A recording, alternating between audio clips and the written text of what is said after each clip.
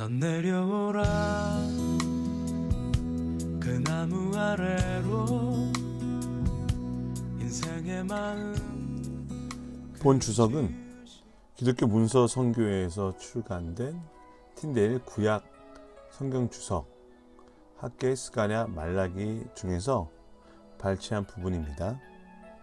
오늘은 2장 1절에서 16절까지입니다. 2장 1절 주석입니다. 레위 지파 제사장들은 말라기의 두 번째 논쟁 전체가 목표로 지향하는 청중입니다. 이 권고가 무엇을 가리키는지 애매합니다. 패터슨은 이 어구를 모세 언약의 조항들의 요약과 즉시 행할 수 있는 어떤 것을 가리키는 것으로 이해해야 합니다. 글라지어 맥도나드는 이 단어를 심판, 미슈파트와 동의어로 여기며 말라기의 언어 행위 자체가 권고라고 가정합니다. 이 명령은 2장 4절에 언급된 레위 언약의 유지와 내용을 가리키는 것으로 보는 것이 더 나아 보입니다. 말라기의 고소는 심판으로부터 분리된 편결을 가리키는 것이 아니라 하나님으로부터 위임된 거룩한 기관으로서 제사장의 직무를 행할 것에 대한 명령을 가리키는 것입니다. 이 명령의 핵심은 여호와의 말씀을 지키는 것, 그의 언약을 지키는 것, 야곱에게 하나님의 율법을 가르치는 것, 여호와의 제단에 희생제물을 드리는 것으로 요약될 수 있습니다.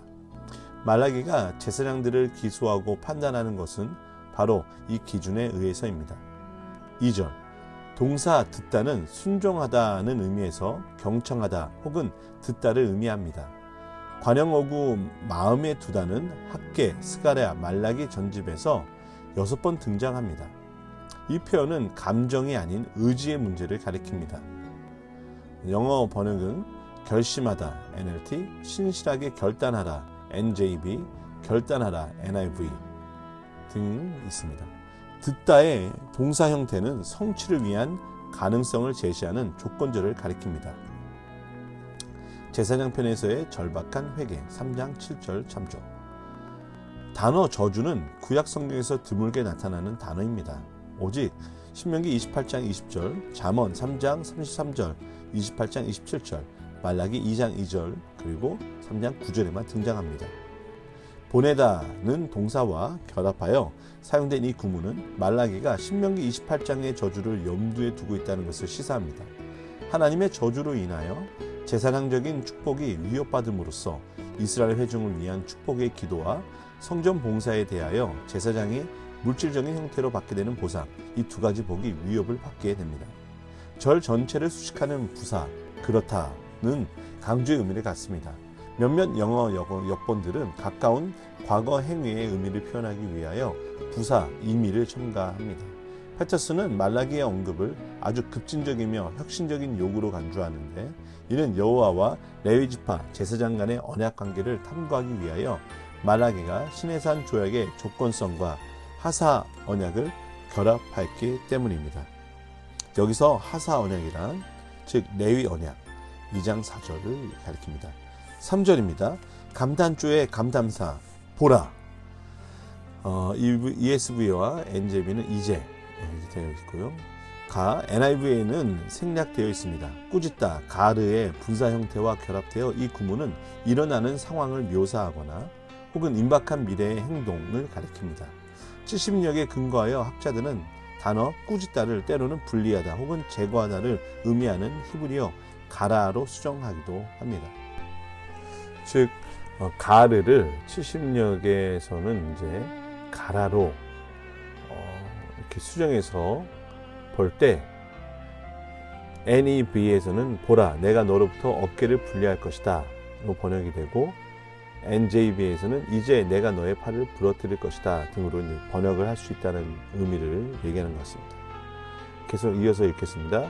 모세 언약의 조항들을 지킴에 있어서 언약을 깨트린 것에 대한 형벌은 부모로부터 그 뒤에 이어지는 세대로까지 확장됩니다. 포로 이후 유다의 실패 이후 시는 이중적인 의미 곧 내가 너희 씨를 금지할 것이다. 보라 내가 땅의 씨를 꾸짖을 것이다. 등등으로 번역이 됩니다.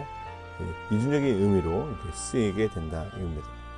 단어 찌꺼기 또는 배설물, 거름 이는 도살당한 희생제물의 내장 혹은 쓸모없는 부분, 특히 소화가 되지 않은 위의 내용물을 가리키는 전문 용어입니다. 레위기법에 의하면 찌꺼기, 페레시는 동물들의 머리, 다리, 내장과 함께 진 밖에 재버리는 곳에서 불에 태워서 처리하도록 되어 있습니다. 아람어 탈북요법은 은유법을 사용하지 않고 내가 너희 범죄의 부끄러움을 너희 얼굴에서 볼 수 있도록 하겠다 하고 번역했습니다. 동사 제하여 버리다에서 주어가 3인칭으로 갑자기 변하는 것을 고려하면 마소라 본문의 마지막 절은 문제가 있습니다. 문자적으로 그리고 그가 그곳으로 나를 나를 것이다. 3인칭 주어는 여호와를 가리킬 것입니다. 제사장들이 동물 희생제물의 쓸모없는 부분을 처리하듯이 여호와께서는 제사장들을 처리하실 것입니다. 70인역 같은 경우는 나는 너희를 같은 장소로 가져갈 것이다. 이렇게 번역이 가능합니다. 비유적으로 적용된 제사장들을 처리하는 장소는 잿더미입니다. 페터스는 다음과 같이 요약합니다. 여기 문장의 마지막 요소에서 제사장은 이제 종교의식을 집행하는 곳에서 제거되어야만 하는 배설물과 같은 상태가 되었다. 거룩한 것이 이제는 더러운 것이 되었다. 종교의식에서의 거룩함의 논리는 제사장을 제거하도록 요구한다. 아론의 제사장직에 대한 이보다 더 급진적인 비난을 상상할 수 없다. 4절 주석입니다. 여호와와 레위지파 제사장의 조상인 레위 사이에 언약을 세운 것에 대한 언급이 없습니다.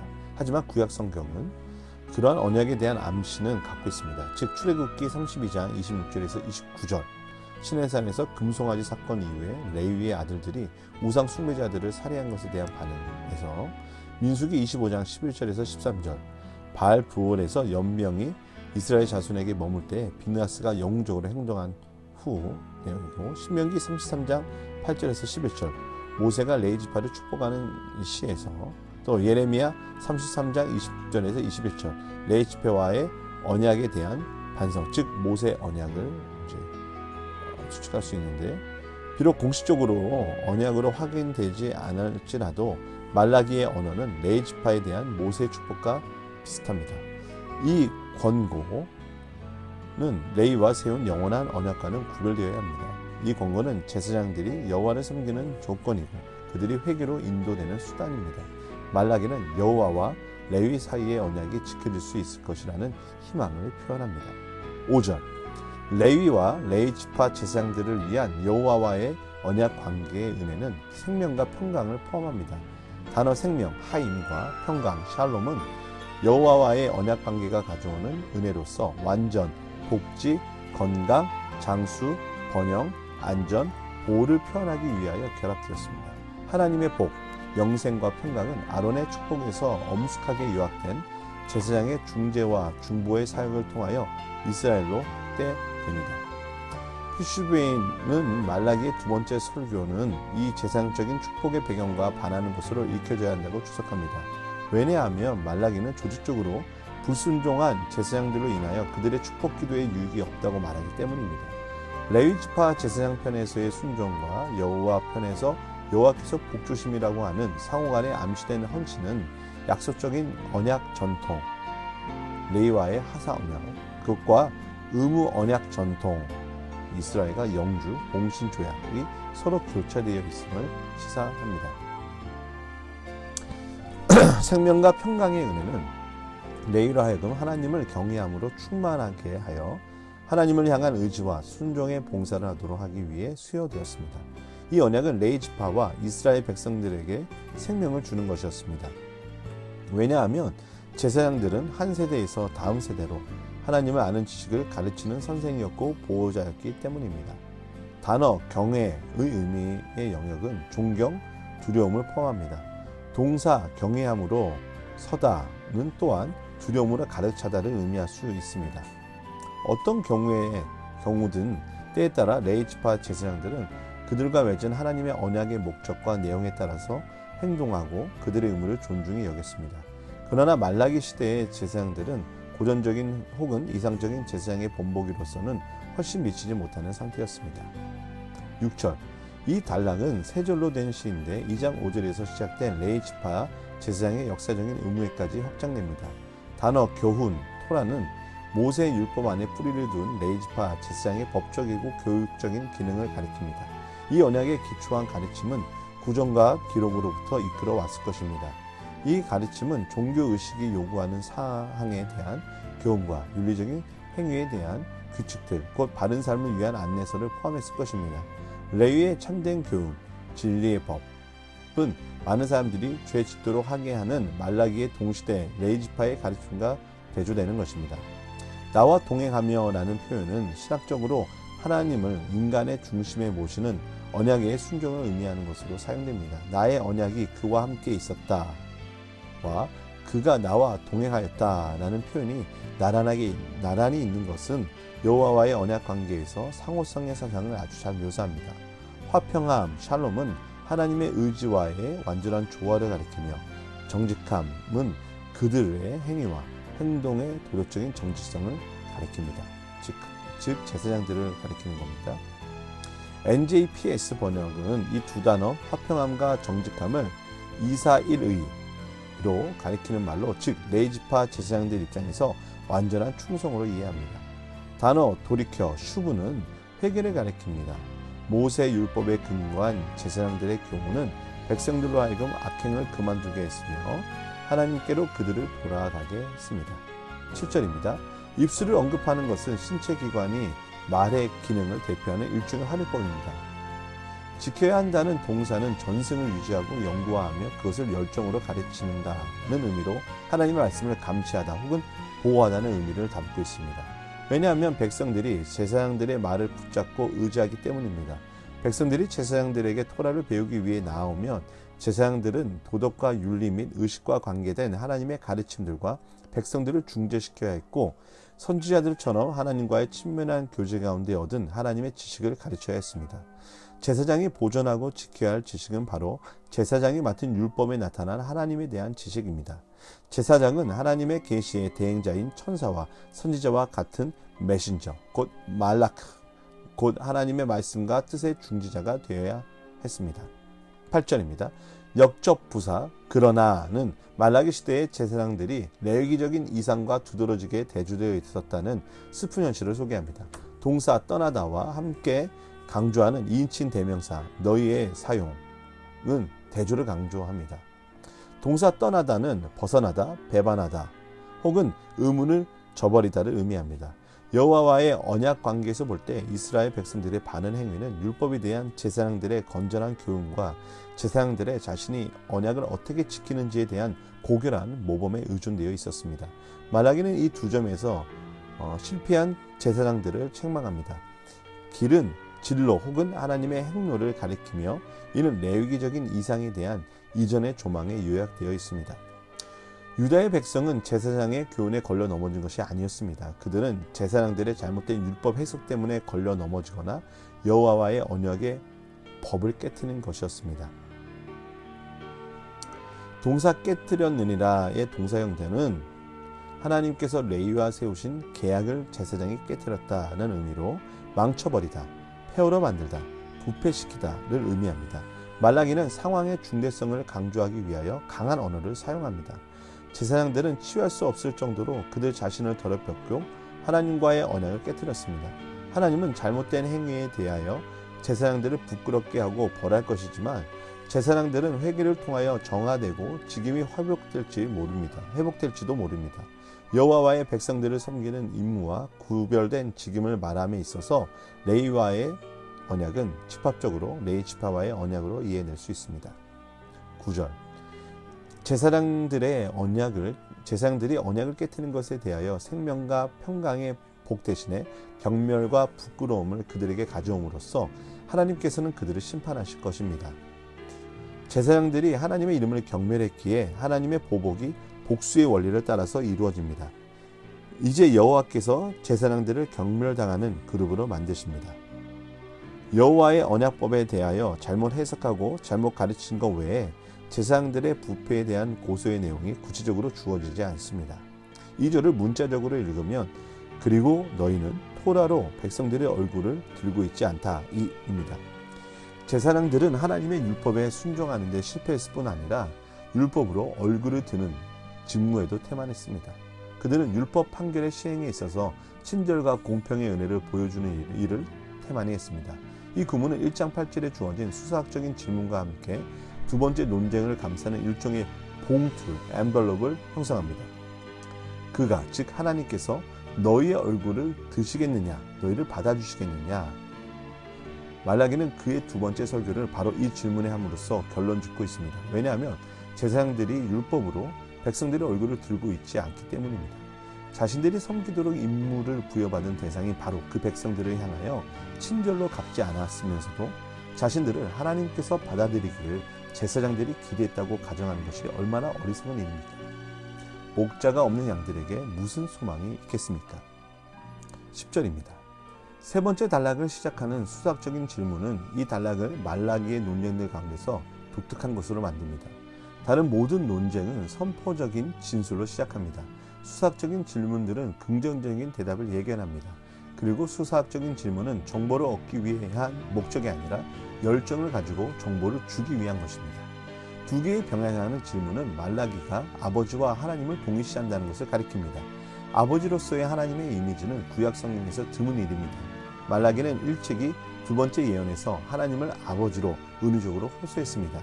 그때의 말라기는 가치 없는 동물 희생 제물의 문제를 언급했습니다.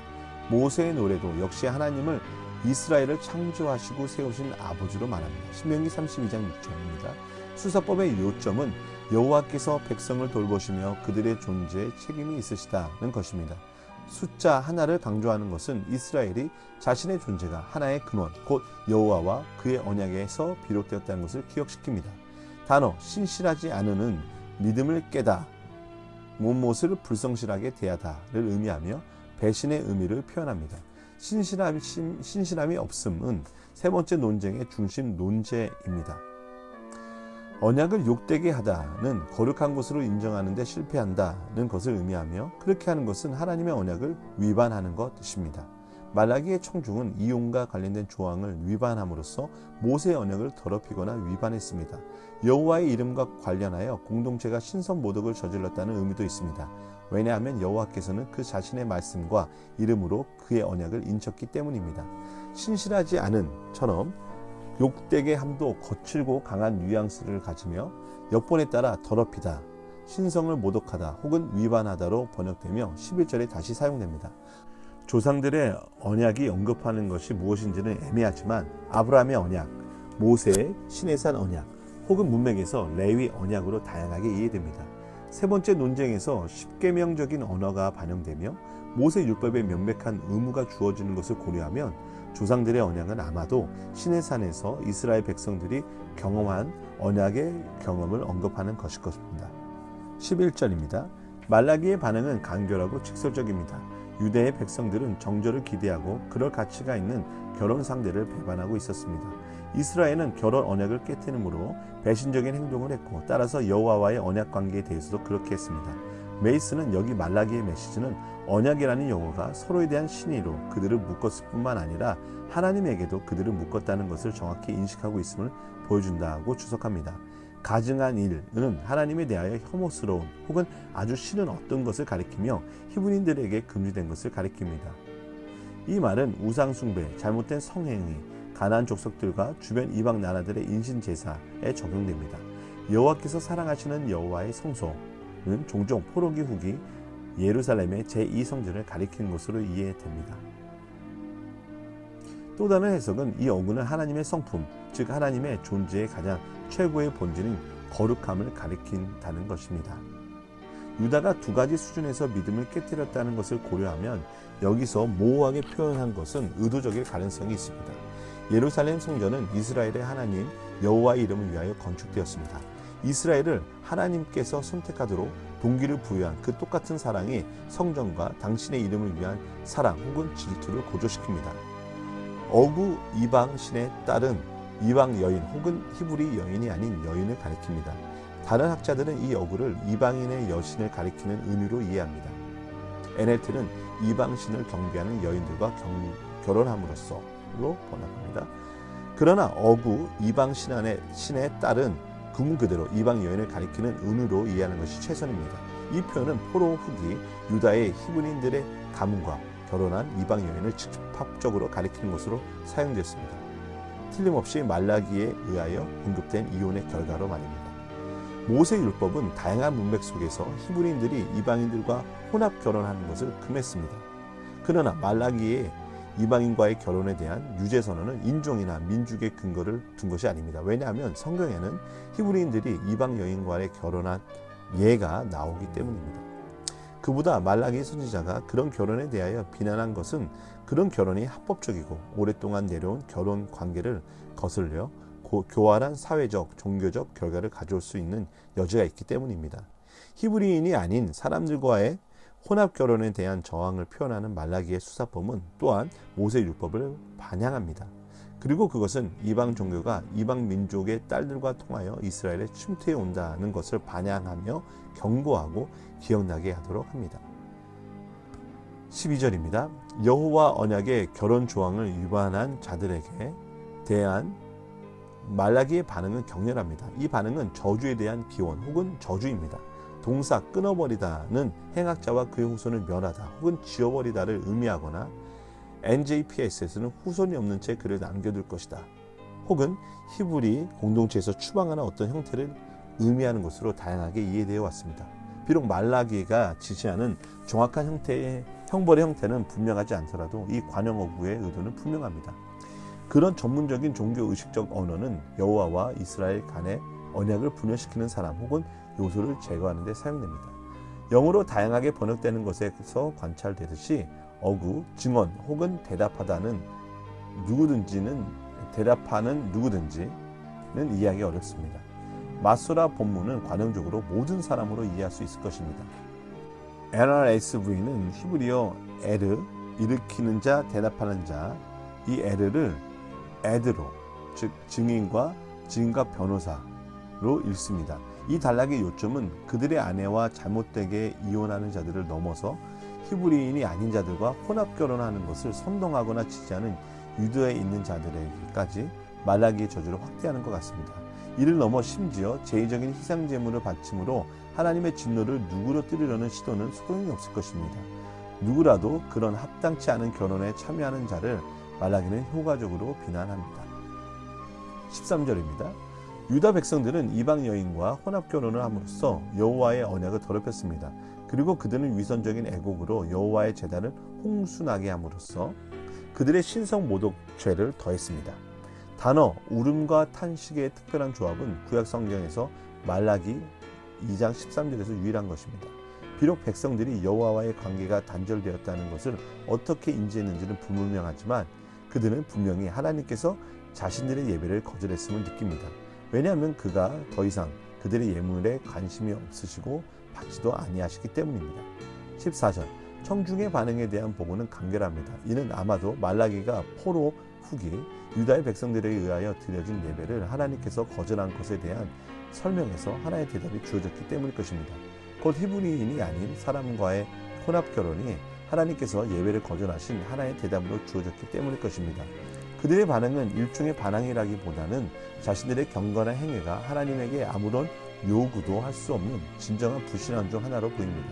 어구, 증인이 되라는 언약적인 암시를 갖고 있습니다. 그리고 이 어구는 논쟁의 법적인 어조를 덧붙입니다. 스튜어트는 언약의 증인이 하는 역할은 단순히 소송에서 증언을 하는 법적 증인의 역할이라기보다는 집행인 혹은 보증인의 역할입니다.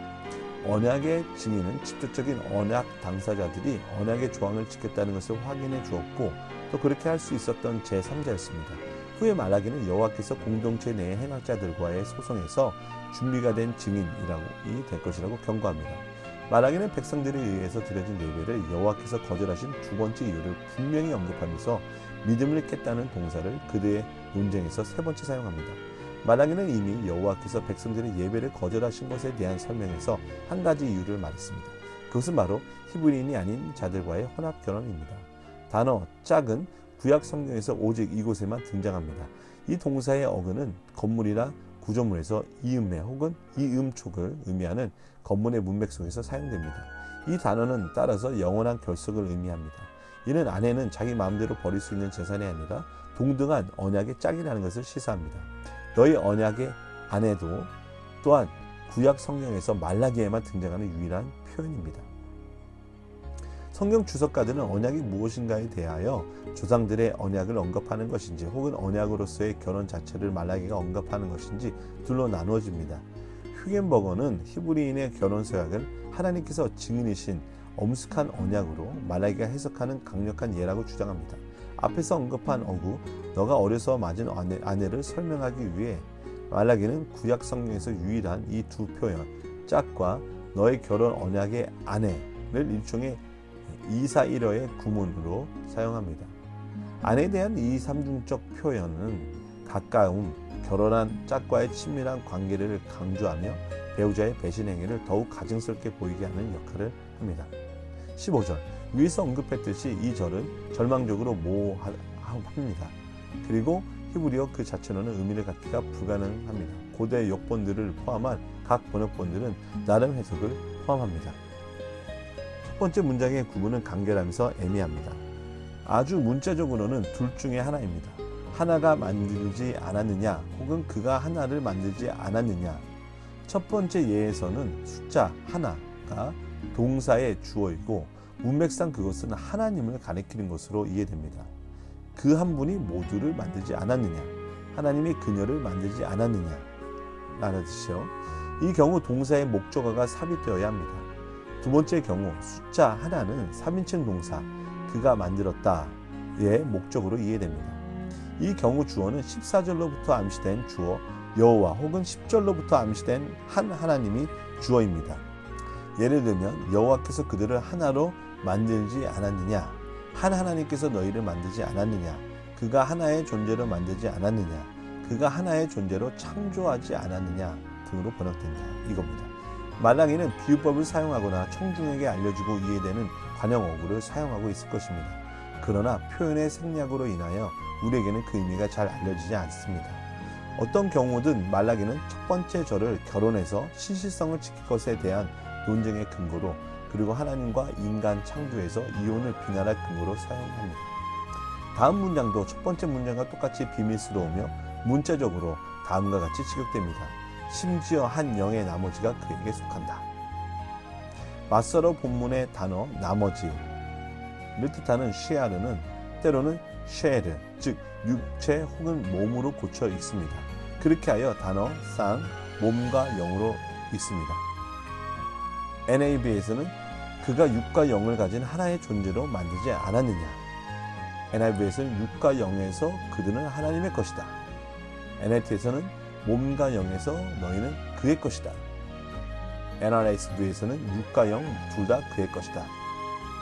단어 영, 루아흐는 이 문맥에서 모든 살아있는 존재에게 생기를 주는 생명력 혹은 생명의 원리를 가리킵니다. NJPS에서는 그래서 모든 남아있는 생명의 호흡이 그의 것이다. 15절의 첫 부분의 요점은 하나님께서 남자와 여자가 하나의 존재가 되도록 창조하셨으며 남자와 여자가 하나가 되는 것이 창조에서 원리로 고정되었고 깨지거나 끊어지지 않게 되었다는 것을 암시한다는 거죠.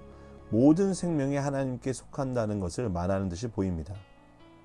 기수 하나는 한정되어 있습니다. 그리하여 이는 이미 앞에서 언급한 주어를 가정하여 아마도 14절의 여호와 말라기가 한 하나님을 가리킨다는 것을 시사합니다. 15절에서 하나를 강조하는 것은 결혼관계에서 연합된 하나됨을 강조합니다. 그리고 그것은 이혼에 대한 입장에 있어서 말라기의 확고한 원리를 제공합니다. 원하다는 동사의 분사 형태는 경건한 임신, 즉 경건한 후손을 하나님께서 계속해서 찾으신다, 원하신다 혹은 심지어 요구하신다는 의미를 표현합니다. 핵심 문제는 인간 출산이나 히브리 민족의 순수성이 아니라 반역적이고 배신적인 혼합결혼과 이혼이 여호와와의 언약관계에 있는 이스라엘에게 갖는 종교적, 사회적 암시입니다. 하나님은 신실한 자녀를 찾고 계십니다. 즉 하나님을 사랑하고 순종하며 그를 굳게 잡고 정의를 사랑하며 불의를 미워하고 신실하게 행하는 아브람과 이삭과 야곱의 후손을 찾고 계십니다. 지키다는 동사의 의미는 결혼 관계를 타협하게 하는 영향이나 상황으로부터 자기 자신을 보호하는 방식으로 너희 심령을 지키라는 것입니다. 논쟁에서 4번이나 믿음을 깨트리다는 동사가 반복됩니다. 너희 심령을 지키라는 이 명령이 16절 마지막에도 반복됩니다. 그리고 이 명령은 말라기의 세 번째 설교의 중심 논제를 형성합니다. 14절의 시작과 14절의 마지막에 반복되는 어구, 너의 젊어서의 아내, 개역개정에서는 어려서 맞이한 아내는 단락의 더 작은 문학다리를 감싸며 반역적인 행동의 희생자에게 주목하도록 합니다. 이 권고의 구문은 이미 진행 중인 행위를 멈추도록 요청하는 힘과 급박성을 표현합니다. 믿음 없음을 멈추라. 자기의 결혼의 짝을 향하여 믿음을 깨트리는 것에 대한 경고는 이어지는 이혼에 대한 엄한 말들을 위한 무대를 형성합니다. 16절입니다. 동사 미워하다는 충격적인 단어입니다. 이 동사의 3인칭형은 어색하며 대개 1인칭으로 고쳐서 있습니다. 만일 동사의 주어, 그 한 분가 의도적으로 15절부터 생략된 것으로 가정하면 마소라 본문 그가 미워한다는 의미가 잘 통합니다. 왜냐하면 그 한 분이 이혼을 미워하신다 등으로 번역이 가능하죠. 왜냐하면 이혼하다로 번역된 동사는 내보내다. 왜냐하면 여호와께서 내보내는 것을 미워하시기 때문이다. 이 내보내다를 의미하기 때문입니다. 동사 미워하다와 내보내다가 신명기 24장 3절에 등장하는 것은 말라기가 모세의 이혼법을 언급하고 있는 것을 시사하며 포로 후기 유다에서 모세의 이혼법을 잘못 적용함으로써 그것을 남용하고 있다는 것을 그가 말하고 있는 것 같습니다. 71년은 이 구문을 주권적으로 이해합니다. NETS에서는 그러나 너가 그녀를 미워하기 때문에 너가 그녀를 내보내야 한다며 이렇게 주권적으로 이해한다는 거죠. 문장 너희 아내와 이혼하는 것은 그녀를 잔인함으로 압도하는 것이다 는 간결하지만 해석하기 어렵습니다. 문자적으로는 그리고 그가 폭력을 그의 옷으로 가린다. 왜냐하면 이 문장의 내적인 구조와 그 앞문장과의 관계가 학자들로 하여금 서로 다른 이해를 하게 만들기 때문입니다. 폭력은 거친 단어이며 하나님의 질서를 깨트리는 짐승 같은 통탄한 행동입니다. 이 문장을 해석하는 한 가지 방법은 누군가를 폭력적으로 공격할 때 옷에 피를 묻히는 것을 표현하는 것으로서 상당히 문자적으로 해석하는 것입니다. 두 번째 방법은 이 문장을 옷을 걸치는 것으로 비유하여 이해하거나 옷처럼 불법으로 자기 자신을 가리는 이 번역을 NJPS에서 했는데 사람의 내면의 성격을 비유하는 것으로 이해한다는 겁니다. NIV에서는 그리고 나는 그의 옷뿐만 아니라 폭력으로 자신을 덮는 사람을 미워한다 이렇게 번역을 했다는 겁니다. 이 관용적인 표현은 폭력으로 자기 옷을 걸치는 것을 표현하는 것으로 조금 더 문자적으로 해석하는 것이 가장 좋을 듯합니다. 곧 자기 아내와 이혼함으로써 자기 아내를 향하여 불공평한 행동을 하는 남자를 언급하는 것으로 이해하는 것이 가장 좋을 듯합니다. CV에서는 여호와께서 자기 아내와 이혼할 만큼 잔인한 사람은 누구든지 싫어하신다 이렇게 번역합니다. 말라기는 이혼을 사회적인 범죄요, 폭력행위요, 불공평이라고 여겼습니다. 왜냐하면 이혼은 하나님께서 규정한 결혼 언약의 사회적 연합을 깨트리며 이혼당한 여인으로부터 배우자의 서행에 따라서 그녀가 합당히 받아야 할 보호와 존엄성을 빼앗았기 때문입니다. 15절과 16절에서 자기 아내와의 믿음을 깨지 말라는 권고를 남편을 향하여 반복하는 것은 이혼을 논하는 단락 13절에서 16절의 하위 단락을 구성합니다. 포로 후기 유다의 결혼과 이혼 풍습에서 비춰지는 신실함과 신실치 않음의 주제는 말라기 메시지의 중심축을 이룹니다. 너 자신의 삶을 존중하라. 그리고 믿음을 깨지 말라. 는 말씀은 선지자들이 언급한 개인적이고 집합적인 두 가지 암시를 시사합니다. 왜냐하면 가족이 이혼에 의해서 깨져서는 안 된다는 것이 개인뿐만 아니라 공동체의 최고 관심이기 때문입니다. 비극적이게도 말라기의 메시지는 분명히 그의 청중들의 결혼 풍습에 거의 영향을 미치지 못했습니다. 왜냐하면 에스라와 느헤미야의 개혁이 한 세대 혹은 두 세대 후에 이 똑같은 폭력에 대하여 언급하기 때문입니다.